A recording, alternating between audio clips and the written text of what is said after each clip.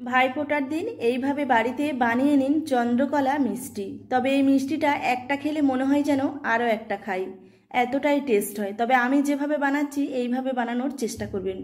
তো নিয়েছি এক বাটি ময়দা, দিয়ে দিলাম স্বাদ মতো লবণ আর ঘি। ভালো করে ময়ম করে জল দিয়ে ডো করে রেখে দিতে হবে। কড়াইতে ঘি দিয়ে দিলাম 3 চামচ, আর এখানে কাজু, আমন্ড, কিশমিশ, ফ্রেশ কোরানো নারকেল এক বাটি দিয়ে দিলাম, খোয়া ক্ষীর দিয়ে দিলাম আর 1 চামচ চিনি। খুব ভালো করে এই পুরটা তৈরি করে নেব। তবে ফ্রেশ কোরানো নারকেল দিলে খেতে কিন্তু ভীষণ টেস্টি হয়, তবে ড্রাই কোকোনাটের থেকে দারুণ খেতে লাগে। যদি না থাকে ড্রাই কোকোনাট দিতে পারেন। 1 বাটি চিনি আর 2 বাটি জল দিয়ে একটা চিপচিপে শিরা তৈরি করে নেব। আর এখানে রেডি হয়ে গেছে, মানে ডোটা সেট হয়ে গেছে।